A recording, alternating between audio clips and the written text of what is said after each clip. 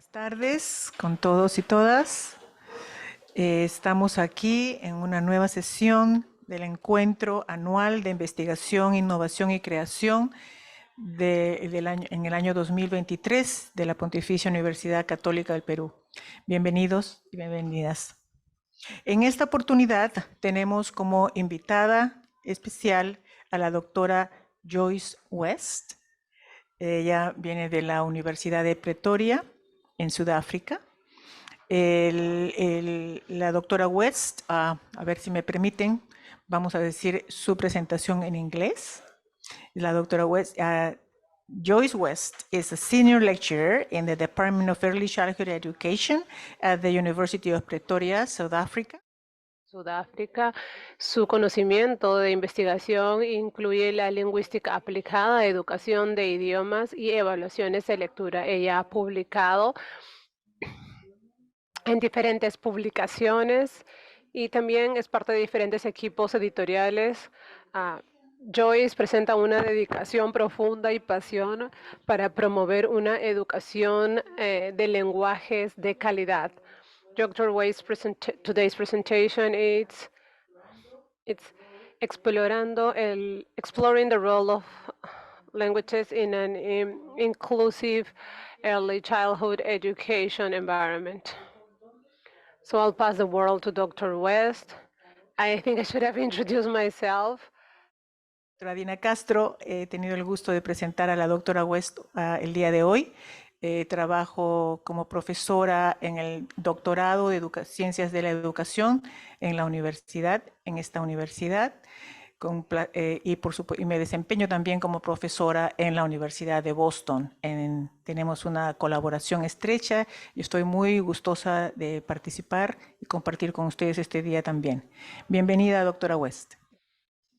El día de hoy vamos a hablar sobre el rol de los idiomas para crear un entorno inclusivo para la educación de la primera infancia. Pero es un tema tan amplio que algunas veces es difícil en 30 minutos poder resumir la importancia y el rol tan complejo que juega el idioma. Así que espero poder darles algunas ideas sobre el rol que ha tenido el lenguaje y el idioma en Sudáfrica y quizá ustedes van a poder relacionarlo al contexto peruano dentro del sur global. Entonces, vamos a empezar. Ya me presentaron. Creo que lo más importante que quiero resaltar sobre el trabajo que yo he realizado es que es bastante transdisciplinario, lo que hace que sea mucho más complicado porque cuando trabajas como una lingüista aplicada, ves las cosas desde un punto clínico, desde el punto de vista semántico, desde la perspectiva léxica, pero el lenguaje puede ser mucho más porque puede ser interpretado en base al contexto, a tus antecedentes y a tu identidad social, y también de eso vamos a hablar el día de hoy. Así que siento que esto es algo bastante intrínseco. En primer lugar, hay una pregunta inicial que vamos a tratar de desarrollar hoy, y ese es ¿cuál es el papel que juega el idioma en la creación de un entorno inclusivo? Pero no cualquier entorno, en un entorno de la educación de la infancia temprana. Y es importante resaltar esto porque cuando se empieza a desarrollar el idioma, empieza en el útero, incluso antes de nacer, y cuando vas creciendo y vas desarrollando tu idioma, sobre todo en el sur global, desarrollamos más de un idioma, ¿verdad? Y fenómeno multilingüístico o biolingüístico también tiene un impacto en cómo ustedes se desarrollan y las puertas que se les abren. También las prácticas de idiomas que se dan en la infancia temprana en base a la calidad y cómo los profesores abordan este tema puede tener un gran impacto en el desarrollo en el futuro también. Entonces, como introducción, sé que muchas personas me han dicho, ay, pero es sentido común que es un idioma, ¿por qué tienes que definirlo? Y mi respuesta es, ¿de verdad es sentido común? ¿De verdad sabemos lo que es el idioma? Entonces, en la pantalla ustedes van a ver que esta es una definición típica, común, que encuentran en un diccionario o en Wikipedia. Pero el idioma es mucho más que solamente la gramática, la sintaxis o la semática. Es un código que aprendemos a decodificar, pero hay muchas claves no verbales, hay muchos puntos contextuales que tienen un rol en cómo desarrollamos el idioma. El idioma es dinámico, es cambiante, por eso es que tenemos diferentes dialectos. Incluso la palabra dialecto es controversial en Sudáfrica, porque ¿cuándo es que un idioma pasa de ser un dialecto a ser un idioma oficial, por ejemplo? Y dado el estatus oficial a un idioma, le da más importancia, le da un rango, lo coloca en un lugar más alto, en una jerarquía más alta de ser considerado un idioma más bajo, un idioma que los padres no deciden que sus hijos estudien cuando van a la escuela. Entonces, ¿cuándo es un dialecto? ¿Cuándo es un idioma? Y deberíamos tener más de un idioma oficial en un país. Y esta pregunta también es bastante compleja. Cuando yo estaba dando charlas en Estados Unidos, mi primera pregunta es porque yo llegué al aeropuerto de Estados Unidos y pensé que la mayoría de personas en Estados Unidos hablaba inglés, ¿no? Esa es la idea que yo tenía. Pero mi primer encuentro en el aeropuerto todos fueron en español. Entonces yo hablé en español y no importa cuántas veces yo decía no español, no español, me seguían hablando en español. Y no podía entender por qué se había dado eso. No voy a decir por qué todavía, pero creo que más adelante se van a dar cuenta en mi presentación. Pero luego tuve una conversación interesante en las universidades que visité y les pregunté por qué el español no es un idioma oficial aquí. Y me di cuenta que era un tema controversial que yo acababa de mencionar. Y también no podía entender por qué es un tema controversial. Si hay tantas personas en Estados Unidos que hablan español, ¿por qué no es un idioma oficial en Estados Unidos? Y en Sudáfrica, y voy a hablar de eso, nosotros tenemos 12 idiomas oficiales. Y cuando decimos algo como oficial, significa que todas las políticas tienen que estar en ese idioma, significa que todos los recursos, todos los libros, todo tipo de material que desarrollamos tiene que estar en esos 12 idiomas. De lo contrario, es considerado desigual, es considerado injusto, es considerado discriminatorio. Entonces, si decimos que algo es oficial, tenemos que pensar qué es lo que significa eso para el contexto y cómo se va a desarrollar.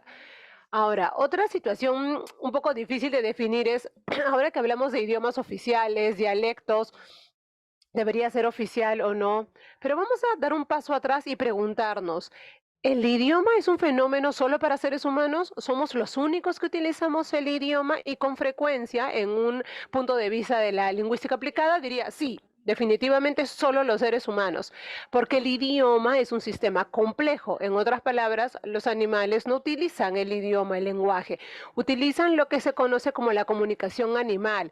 Sabemos, por ejemplo, la abeja y cómo salta también a sabemos cómo cambian el color y esa es su forma de comunicarse. En África sabemos el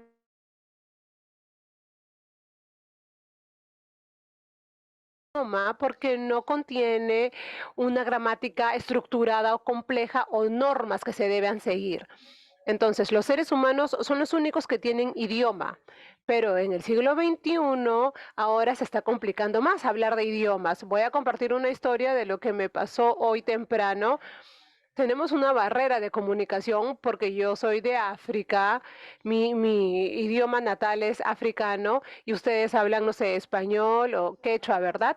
Entonces tenemos que comunicarnos, pero ¿cómo nos comunicamos? Y ahí es cuando entra la tecnología. Toda nuestra reunión se dio utilizando Google Translate, pero todos hemos tenido experiencias con Google Translate. Si tú piensas lo que era Google Translate, quizás hace unos 5 o 6 años no hubieran podido utilizar Google Translate, ¿verdad? Porque no era el modelo de idiomas, no estaba tan bien desarrollado, tenía muchos errores de traducción, pero creo que nos fue bastante bien, ¿verdad?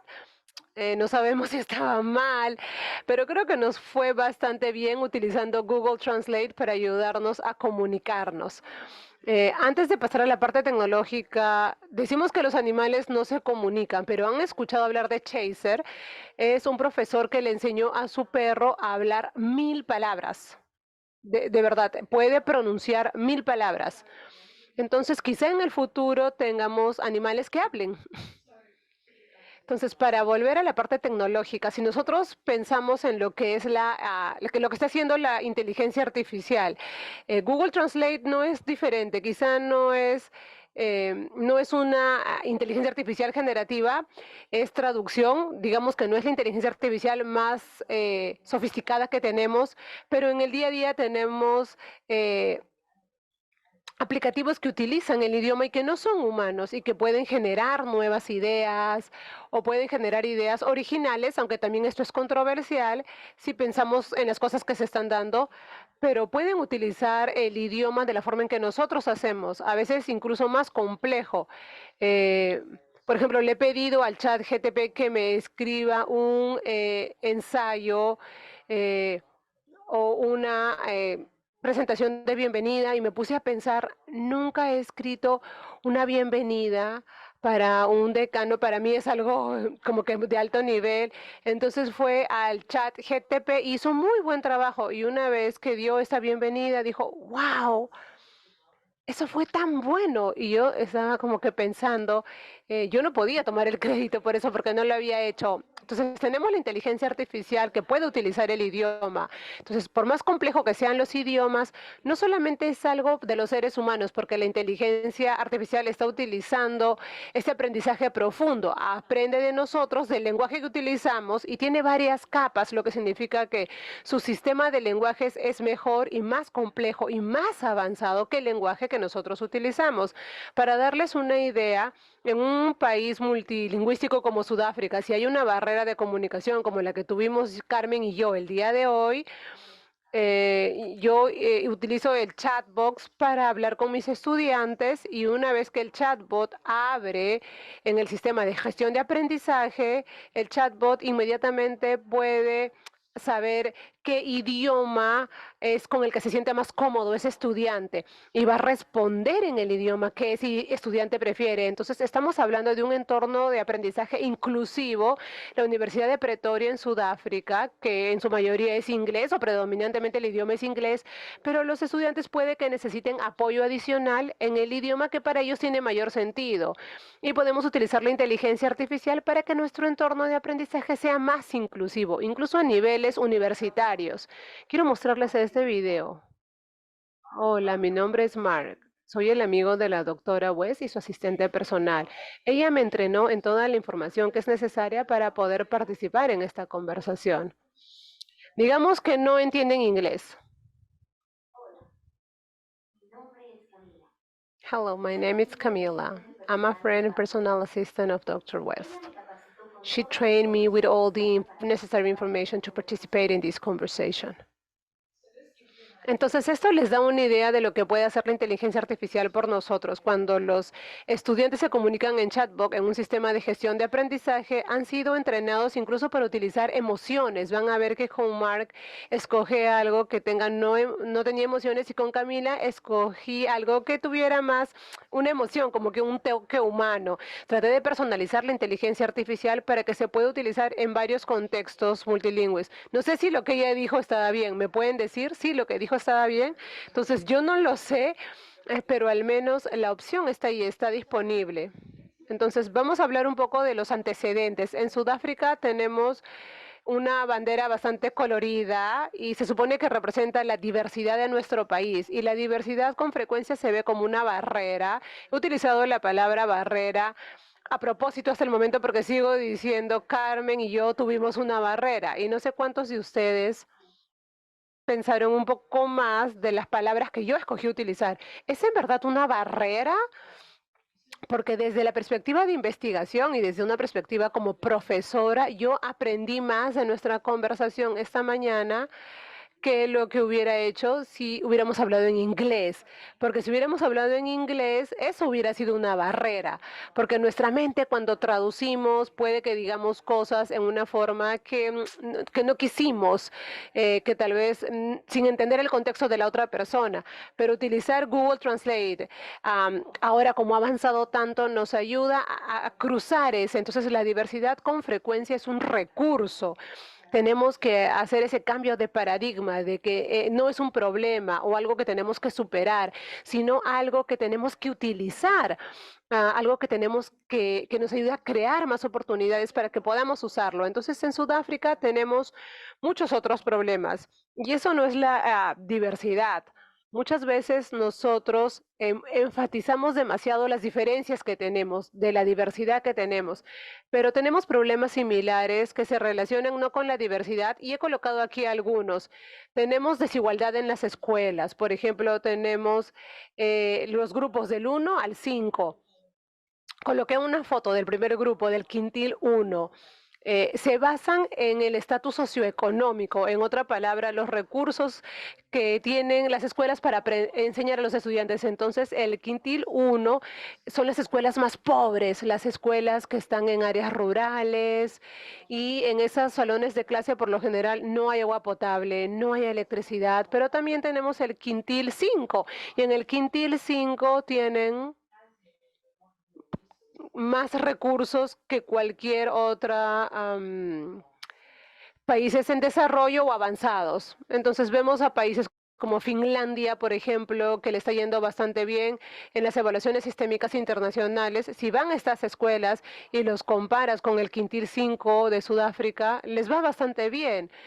Entonces, en Sudáfrica tenemos esta división masiva del estatus socioeconómico dentro de nuestras escuelas, que nos conlleva a una desigualdad en la educación y la falta de recursos. Entonces, en estos quintiles, uno de los factores principales que está afectando la calidad de la educación es el ratio profesor-estudiante. En los quintiles 1, por lo general tenemos 1 a 60 o 1 a 70, e incluso un profesor para 80 estudiantes.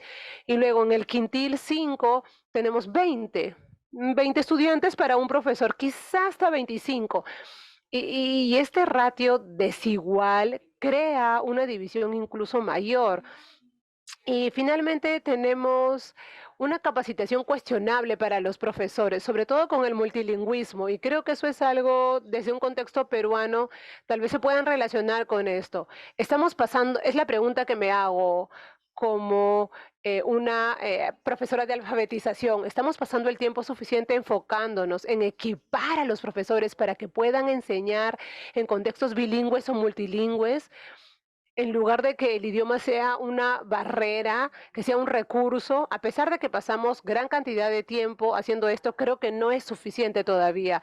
No creo que nuestros profesores estén equipados, por ejemplo, para enseñar cómo leer, porque cuando ellos enseñan cómo leer, lo hacen desde una perspectiva del norte global. Ellos creen que la forma en que nosotros enseñamos el inglés es la misma forma en que nosotros enseñamos isiZulu o isiXhosa o Afrikaans, y piensen en eso. Español, de la misma forma, con la mayoría de los idiomas africanos, tienen una ortografía transparente, lo que significa que lo que ves es lo que tienes. Cuando ves un sonido P, es, por ejemplo, P, y se mantiene como ese sonido de P. No cambia en base a la letra que viene antes o a la letra que viene después. No cambia en base al contexto. El sistema de sonido se mantiene igual. Los fonemas, los grafemas se correlacionan de forma cercana el uno con el otro, pero con el inglés es una ortografía opaca. En otras palabras, un fonema o un grafema puede tener 5 o 6 diferentes sonidos. Piensen, por ejemplo, el sonido de A en inglés. Tienen A, que puede ser Y, A, que puede ser AI, como en train. Tienen A, que podría ser solamente A, como en baby o bebé. Y luego tenemos tray. Entonces, ya creo que acabo de enumerar 5 diferentes opciones de grafemas que ustedes tienen que hacer en base a un solo fonema, el sonido de A o AI. Entonces, este sonido se puede deletrear en 5 formas diferentes. Por eso es que decimos que tiene una ortografía opaca, es mucho más compleja, lo que ves no es lo que tienes, hay falta de consistencia, las reglas gramáticas son más complejas, entonces tenemos que preguntarnos esta pregunta, hacernos esta pregunta: si estamos enseñando idiomas de ortografía transparente, ¿podemos utilizar los mismos principios pedagógicos que utilizamos para el inglés? La respuesta es no, porque puede que tengas que enfocarte más en, por ejemplo, la fonética ¿qué es lo que harías cuando estás hablando la parte de la gramática? Y ahora, ¿cómo dedicas tu tiempo en el salón de clase, en los componentes de lectura, las habilidades de lectura, puede afectar la calidad de la educación? Entonces, si un profesor no tiene una mentalidad inclusiva cuando hablamos de idiomas, podría afectar a sus estudiantes, pero incluso se torna más complicado. En el contexto sudafricano tenemos 12 idiomas oficiales. Ahora, estos 12 idiomas o idiomas vivos pueden ser agrupados en base a... eh, quiero mostrarles esto también. Rápidamente voy a saltarme esto porque quiero mostrarles. No, no lo tengo. Pensé que lo había incluido, pero no. ¿Qué tan cercanos están relacionados los idiomas? Por ejemplo, inglés y español no son similares en ortografía, pero hay algunas similitudes, hay cosas, por eso es que cuando yo veo un documento que está escrito en español, puedo entender algunas palabras porque hay ciertas similitudes dentro del idioma. Entonces hace que sea más fácil para que las personas que hablan español, para que los estudiantes puedan aprender inglés, porque hay ciertas similitudes. Entonces, coloqué la ortografía transparente. Creo que saqué una diapositiva, pero lo que quería decir es que si un idioma es significativamente diferente al idioma que se está enseñando en un salón de clase, es más difícil para los estudiantes aprenderlo. Entonces, en el contexto sudafricano tenemos los idiomas Soto y Nguni. Estos 11 idiomas no se pueden separar en base a su ortografía. Por ejemplo, Sexuana, Sexutu, esos se conocen como idiomas Sutu porque se originan en la misma área regional, mientras ese Zulu, Xhosa o Nguni, porque también se originan en un área diferente. Pero un estudiante que habla Sutu va a ser más difícil aprender un idioma Nguni, pero si se mantiene dentro de esos grupos Sevidi o Sesotho, que ambos se consideran idiomas dentro de Sutu, sería más fácil porque esos idiomas tienen más en común. Pero una vez que paso a otro idioma, que es un idioma Nguni, se torna más difícil. Suena bastante complicado, lo sé, pero lo que quiero decir es que mientras más relacionados estén dos idiomas, eso también puede hacer que sea más fácil o más difícil que un niño aprenda un idioma. Y los profesores hacen las preguntas correctas cuando ellos ven a los estudiantes frente a ellos. Piensan el idioma que ese estudiante está aprendiendo en casa, el que habla, en sus contextos sociales. Si ese idioma es diferente al idioma que se está utilizando en el salón de clase, tienen que reconocer cuáles son las similitudes y las diferencias. Tienen que ser conscientes de esas diferencias para que puedan acomodarlas al entorno de aprendizaje para que éste sea inclusivo. Y en el contexto sudafricano, nuestros estudiantes no siempre reconocen estas diferencias. Por ejemplo, en muchos de los idiomas africanos no tienen pronombres. Entonces, un estudiante va a escribir una oración en inglés. Ellos no tienen el él, ella, ellos, nosotros, cualquier pronombre que prefieran utilizar, no tienen ese conocimiento previo. Entonces ahora cuando les enseñas en inglés estas oraciones, no saben lo que es un pronombre porque no tienen ese conocimiento previo de lo que significa un pronombre. Entonces cuando escriben van a utilizar el pronombre incorrecto o no van a colocar el pronombre. Lo mismo con los artículos. En inglés tenemos a, él, ella.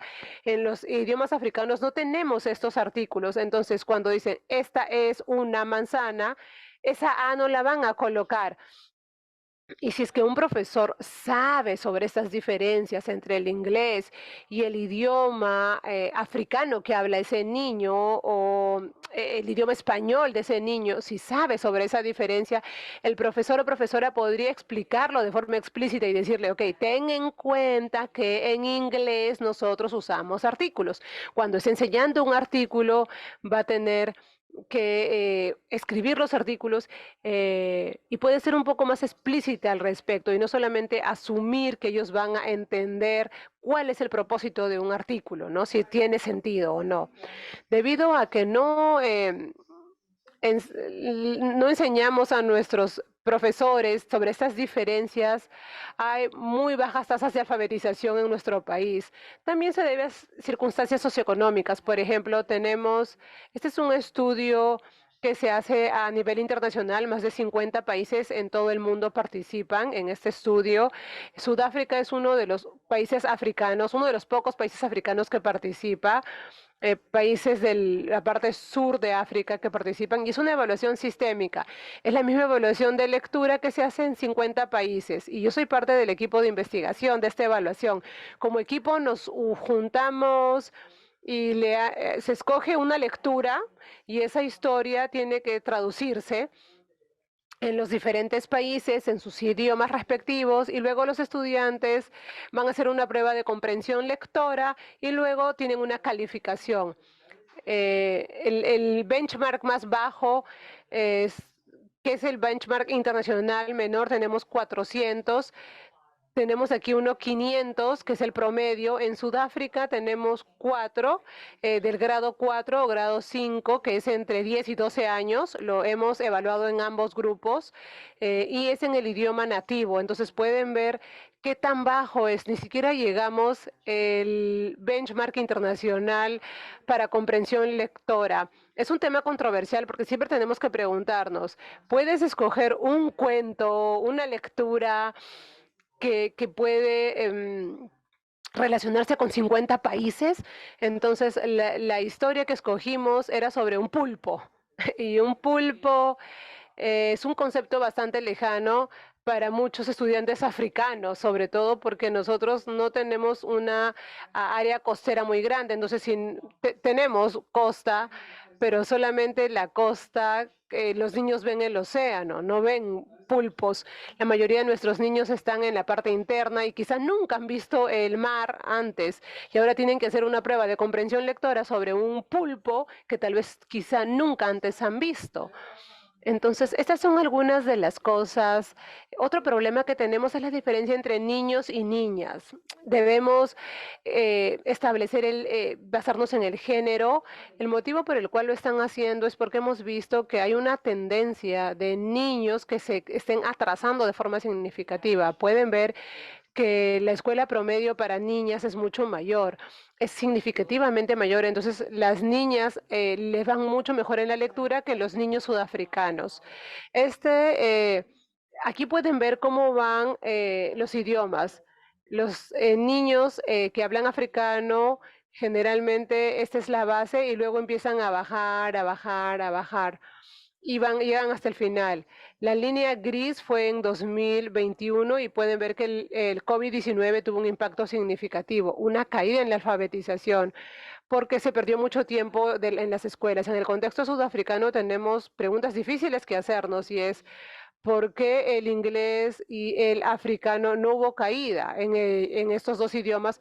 Pero sí se ve esta caída en estos otros idiomas. Tenemos que hacernos preguntas sobre desigualdad, qué está pasando en las escuelas con estas lenguas nativas, si es que se están utilizando.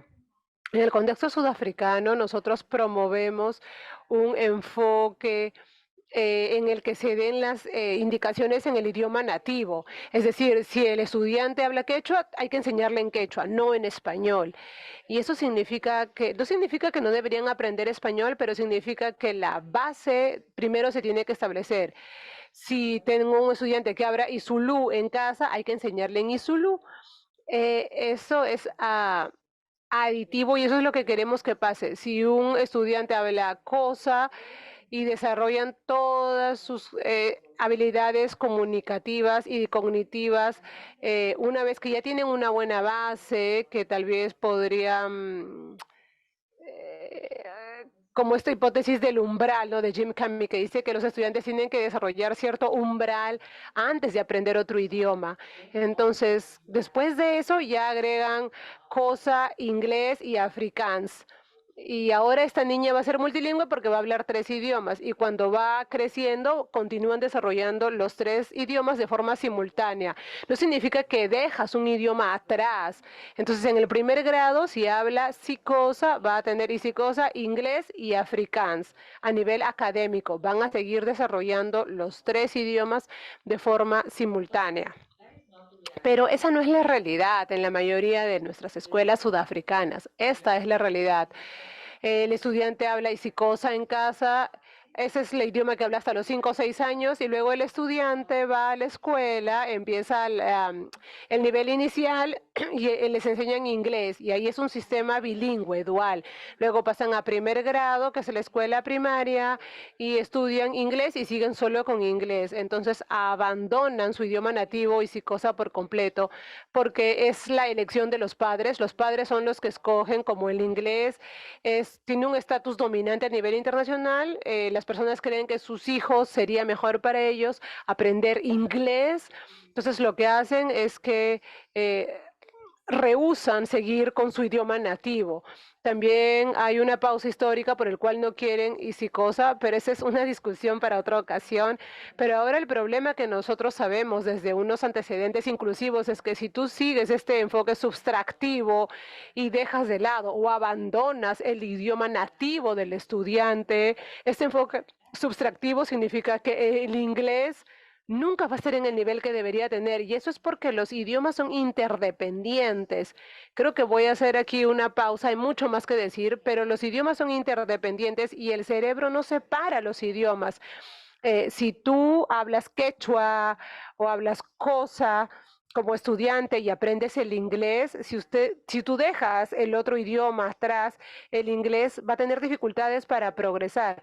Los idiomas se tienen que enseñar de forma interdependiente, de forma simultánea, y hay una transferencia crosslingüística que se da en el cerebro, como el artículo del que yo hablé. El cerebro crea una conciencia metalingüística. Ok, esto es lo mismo, esto es diferente. Y si no nos permitimos, si es que los profesores no permiten esta transferencia crosslingüística, el inglés se va a atrasar y la lucha, y no van a desarrollar el inglés al nivel que deberían hacerlo. Quizá para un punto interesante, un estudio que recién hicimos con 450 cuentos, quiero mostrarles, quizás sepan de este Fry Graph. Este es como estos cuentos, ¿no? Estos son para niños de 5, estos cuentos es para niños de 6 años, entonces lo calificamos de acuerdo a esto. Este es un gráfico de lectura que se utiliza mucho y aquí también a muchas personas que hablan español se los califica utilizando este sistema. Lo interesante es que este gráfico no se puede utilizar para idiomas transparentes, pero igual lo usamos. Su intención era para que sea en inglés. Hicimos un experimento y utilizamos este gráfico en los idiomas africanos y contamos cuentos y contamos las sílabas de estos cuentos, la cantidad de oraciones que tenían y tratamos de colocarlos en este gráfico porque van a ver que esta línea que está ahí tiene el número de oraciones en la historia y este es el número de sílabas.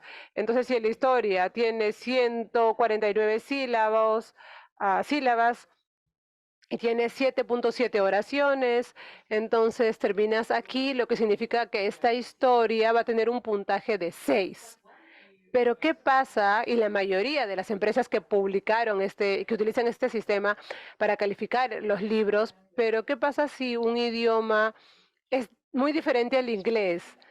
Entonces vas a tener esta idea de la dificultad del texto y eso significa que están siendo inclusivos y por eso es que quería mostrar eso. Si nosotros tenemos estudiantes y les pedimos que lean algo que es muy difícil, entonces van a caer en esta categoría de frustración. Entonces, si aumentamos el nivel de los libros, es difícil y ellos no lo van a poder leer, entonces tenemos que preguntarnos qué tan inclusivo es nuestro sistema educativo. Nosotros como profesores nos hacemos preguntas. Quien publica dice que este es para primer grado y este es el nivel de lectura, pero han pensado en este marco inglés cuando han calificado a los libros. Entonces, para mostrar algo interesante, nos damos cuenta que a pesar que cuando agrupamos los idiomas, como yo les dije, tenemos Sutu y Nguni, hasta este año 2023, nosotros habíamos asumido que los idiomas Nguni son similares porque están relacionados de forma cercana. Si tú hablas dos idiomas inguni, puedes cambiar entre los dos porque son bastante similares. Y si es que hablas un idioma sutu, también son similares. Pero cuando contamos las sílabas, miren esta diferencia. Y creo que si más países empiezan a hacer esto, puede que encuentren que los idiomas en el contexto africano son completamente diferentes los unos de los otros. Solamente contando las sílabas nos damos cuenta que cada uno de estos puntos o marcas que pueden ver aquí, hay una diferencia estadística significativa entre todos. Entonces tenemos dos hipótesis y una era ver todos los idiomas unguni son similares en el arco de las palabras, porque eso determina la dificultad de un libro, ¿verdad? Y descubrimos que son estadísticamente diferentes. Eh, entonces aquí pueden ver nuestros hallazgos. Voy a hacer una pausa ahí. ¿Cuál es la trascendencia de nuestra discusión? Es que si nosotros decimos que el idioma tiene un papel en la educación, tenemos que hacernos grandes preguntas. Tenemos que preguntarnos preguntas sobre el material que le proporcionamos a los estudiantes. ¿Es bilingüe? ¿Es multilingüe? ¿Cómo fue calificado, el contexto del mismo? Se pueden relacionar con ese contexto si tienen una historia sobre un pulpo, pero ellos nunca han visto un pulpo, eso va a ser un problema. Y capacitamos a nuestros profesores para que sean conscientes de estas diferencias, porque si ellos no son conscientes, no podemos hablar de la inclusividad, no podemos hablar de utilizar un idioma en una forma inclusiva. Había mucho más que quería decir hoy, pero creo que podamos parar aquí. Muchas gracias. Muchísimas gracias. Muchísimas gracias, doctora West. Thank you very much. We can open now. Perdón, me puse en inglés. Podemos abrir la ronda de preguntas. Tenemos unos minutos. ¿Cómo vamos de tiempo, profesora?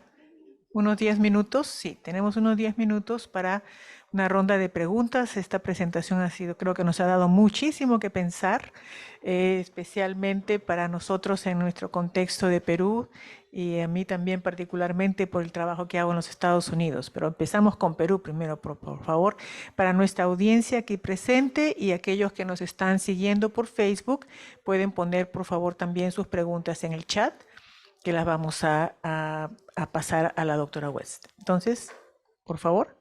Buenas noches. ¿Han tenido hallazgos acerca de cómo comunicar esta evidencia con los padres de familia? ¿Ha habido un acercamiento a ellos para comunicar esta evidencia de que el lenguaje es interdependiente?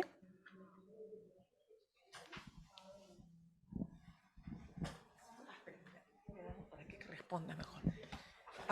No sé si escucháramos de repente un par de preguntas. Should we just hear 2 or 3 questions and then you can, right? Yeah. Entonces sí, vamos a ver. Joyce, buenas noches. Quizás podrías precisar cuáles son las barreras que impiden esta inclusión de la diversidad de diferentes lenguas, ¿no?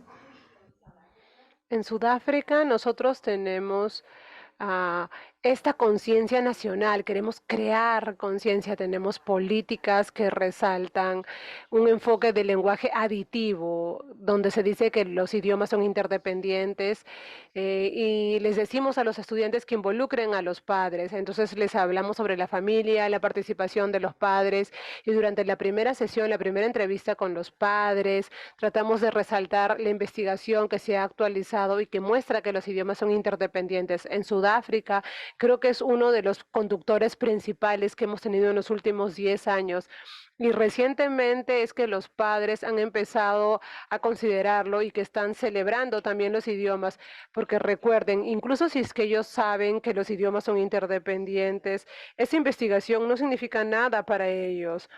Los idiomas dependen del estatus y el gobierno tiene que ser un conductor gubernamental para decir, ok, vamos a hacer algo en Isicosa hoy, no vamos a usarlo en inglés. Por ejemplo, el video que ustedes están mostrando está en Isicosa y tiene subtítulos en inglés y no al revés. Entonces tienen que ser conductores para aumentar el estatus de este idioma para que los padres puedan creerlo.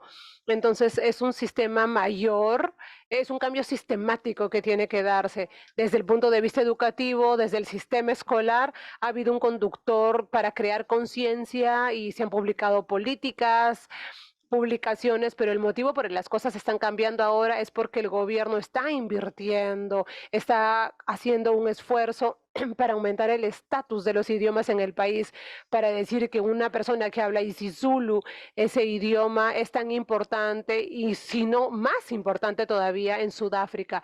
Y por eso es que nosotros hablamos mucho sobre los idiomas indígenas, sobre los cuentos en los libros para niños. Para darte una idea, en los últimos 5 años, más de 5.000 historias para la literatura de niños se han originado en idiomas africanos.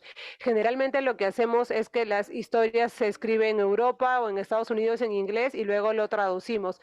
En Sudáfrica la traducción ahora es como una mala palabra, tiene que originarse en isiZulu y luego puedes hacer otras versiones en otros idiomas, pero inversión y traducción son dos cosas diferentes. Entonces, para darte una idea, si tú incluyes dinero para hacerlo, las cosas cambian. Espero que eso responda a la pregunta. La segunda pregunta era sobre los parámetros de inclusión, las barreras. Ah, las barreras. Tenemos muchas organizaciones no gubernamentales en los países. Tenemos UNICEF, también UNESCO y la Unión Europea y también muchos fondos de USAID que se utilizan en las escuelas. Ahora se hacen muchos programas de intervención. Tenemos una campaña de aprende a leer y también sin dejar a ningún niño atrás. Son campañas que se están utilizando a nivel nacional.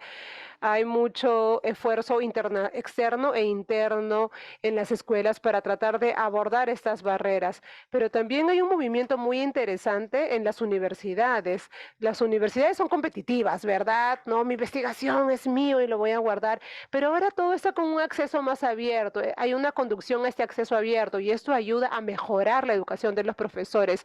Tenemos, por ejemplo, una comunidad en la cual los profesores de diferentes universidades se unen y dicen, ok, aquí está mi acceso abierto a todos mis recursos, esto es lo que estoy enseñando a mis estudiantes y vamos a debatir, lo cual mejora la calidad de las clases y también la calidad del programa educativo de los profesores.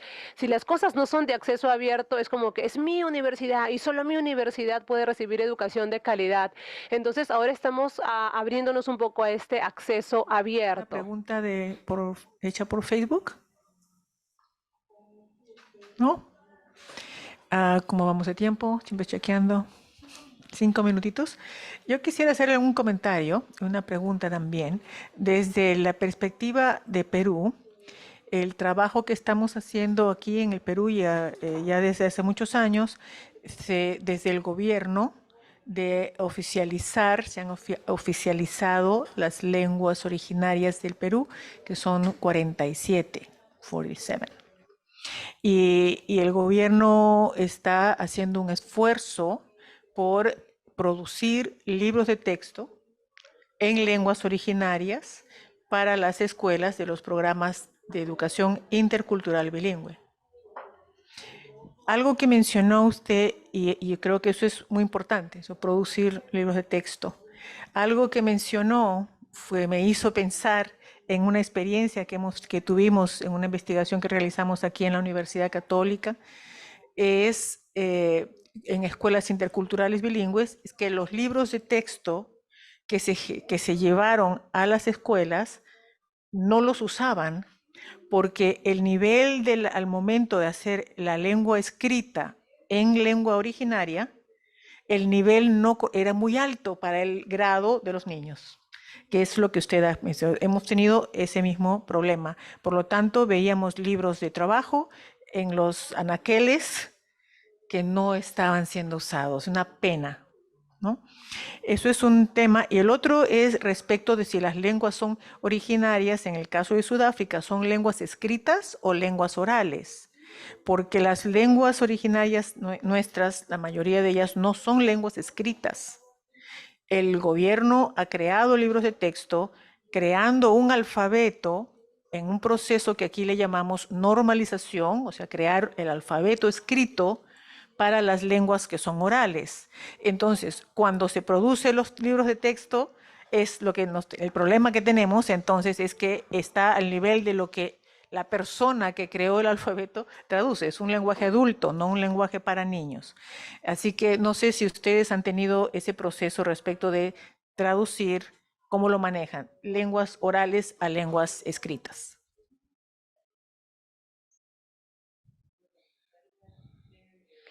Gracias. Es una muy buena pregunta y esa es la investigación que estamos haciendo ahora. Y creo que es una investigación que tiene que hacerse en todos los idiomas, que son idiomas que recientemente se han vuelto idiomas escritos. En el contexto africano, voy a hablar sobre mi idioma, Afrikaans. Si ustedes buscan en Google Afrikaans, es uno de los idiomas más recientes. Fue una mezcla del holandés y el alemán. Es una combinación de idiomas. También tiene una ortografía transparente, pero había una conducción en el gobierno de que se convierta en un idioma oficial. Lo primero que tienes que hacer es estandarizarlo, porque tienes personas que hablan diferentes versiones de Afrikaans y luego necesitas tener un comité o un equipo que va a decidir, ok, este va a ser el sonido de A, así lo vamos a escribir, vamos a establecer el alfabeto y también un vocabulario. Y una de las primeras cosas que hicieron era traducir la Biblia, porque sabían que si traducían la Biblia, ok, ese idioma la gente va a empezar a leerlo, porque se usaba de forma oral. Entonces tomas un idioma y empiezas a estandarizarlo paso a paso, que es algo bastante difícil, porque utilizas estos dialectos y es bastante difícil. Entonces es lo primero, encontrar una norma, una estandarización para que este idioma de oral se convierta en escrito. El segundo paso es que a veces tienes estos diccionarios maravillosos, pero las palabras en esos diccionarios no son las palabras que utilizan los estudiantes locales, las personas en la calle, porque el diccionario fue escrito por un académico, alguien que hizo investigación en el campo, pero tal vez no sea la palabra que el estudiante utiliza. Entonces tienes el idioma original, el idioma estándar y hay una desconexión entre ambos. Y cuando hicimos este análisis de lectura, ¿no? Una vez que un idioma se ha escrito y ahora se convierte en un idioma oficial, y eso es lo que no sabemos en los idiomas africanos, ¿cuáles son las medidas que determinan el nivel de dificultad? Podemos nosotros asumir, y creo que es que no se debería asumir, que es algo erróneo, que es una mala palabra decir asumir, pero podemos asumir que puedes contar sílabas y que puedes contar oraciones, porque piensen desde una perspectiva cognitiva, lingüística. Si una palabra es más larga, significa que es más difícil de descodificar.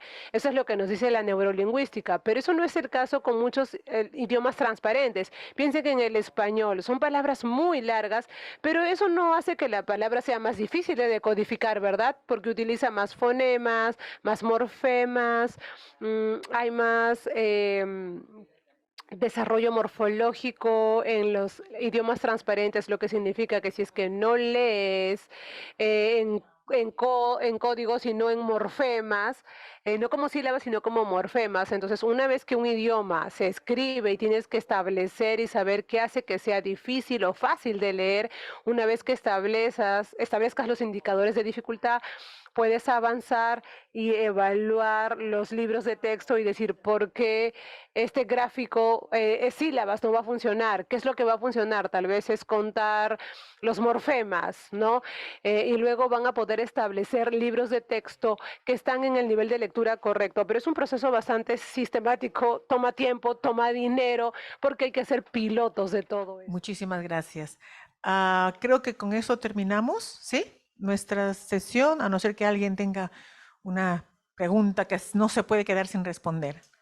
Sí, aquí, a ver, tenemos una de esas preguntas. Sí, Quería preguntarte efectivamente, a partir de la consulta de Dina, ¿no? Estas lenguas que son orales, ¿no? Y en el cotidiano, la gente no lo utiliza, la lengua escrita no la utiliza en el cotidiano.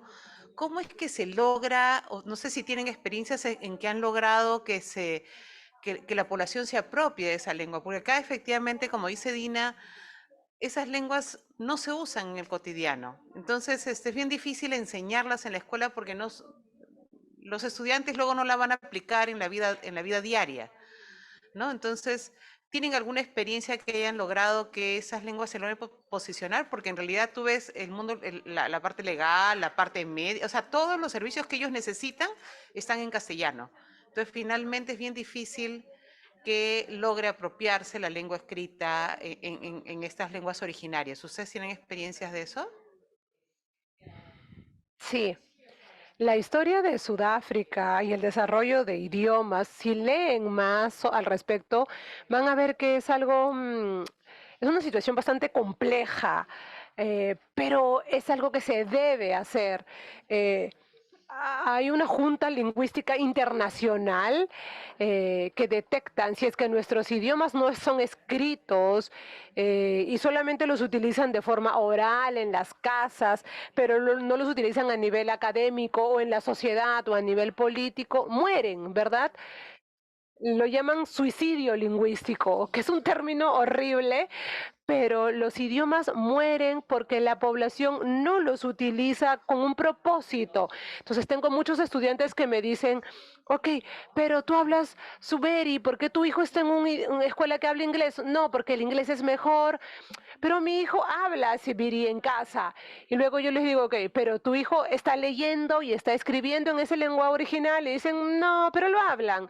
Y el problema con eso es que si solamente lo usan de forma oral, en Irlanda, por ejemplo, es un muy buen ejemplo. Si un idioma no se utiliza en el nivel político, social o académico, dentro de 15 años lo llaman el bilingüismo transicional. Eres bilingüe porque lo utilizas de forma oral y hay otro idioma que prefieras, pero en 50 años todo el país va a pasar de ser bilingüe a monolingüe en solo 50 años. Entonces el peligro, y he leído un poco sobre los idiomas de Perú, hay muchos que ya se están extinguiendo, ¿verdad? O que están cerca de extinguirse. Y el problema es que ustedes tienen que encontrar formas de hacer que esos idiomas orales se vuelvan escritos. Y solo lo pueden hacer con el apoyo del gobierno, desafortunadamente. Pero el primer paso de todos los lenguajes orales que se convierten en escritos es primero establecer el alfabeto y luego traducir las cosas que alguien va a leer. Por ejemplo, una Biblia para niños o quizá una publicación de las escuelas. Las personas van a decir, ok, ¿qué es esto? Oh, puedo leerlo. Y por eso es que estos idiomas orales son transparentes con frecuencia, porque cuando desarrollan su alfabeto, ¿qué va a ser lo más fácil de leer? ¿Qué tendría sentido? Lo que veo y lo que escucho, eso es lo que quiero ver en papel. Entonces, lo que le diría a los profesores, si es un idioma oral, pueden tomar un cuento en español y hacer una versión en ese idioma, incluso si hay ciertos errores o no está completo, porque no hay todavía una regla estándar, ¿verdad? No hay una guía de cómo tiene que ser el deletreo, pero tal vez escribirlo y empezar a utilizarlo a propósito, porque si no utilizan ese idioma a propósito y no ven el uso y el valor de ese idioma, entonces probablemente es que muera en los próximos 50 años. Entonces encuentren la forma más efectiva de traducir o hacer una versión del... Thank you very much. Muchísimas gracias. Ahora sí vamos a despedirnos de esta magnífica presentación de la doctora West. Como digo, nos deja muchos comentarios, mucho para pensar. Y aquí en nuestro contexto peruano tenemos decisiones políticas que se han dado. Vamos a ver cómo es que se implementan. Les di un pequeño ejemplito en la pregunta que hice a la doctora, de cómo a veces la buena intención de la política no llega realmente a plasmarse como debe ser en la práctica. Pero es bueno tener esos problemas, porque lo peor es no tener la decisión política y no visibilizar estas lenguas. O sea, estamos en ese sentido nosotros yendo, creo, por el buen camino y tenemos mucho que relacionar con la experiencia también en Sudáfrica. Creo que no somos los únicos que estamos en esas batallas. Así que adelante con este trabajo y qué bueno contar con la colaboración de la doctora West en esta oportunidad, que nos ha dado muchas luces respecto de las cosas en común que tenemos para poder discutir respecto de del multilingüismo de nuestros países. Muchísimas gracias, doctora. Y gracias a todos y a todas por su participación.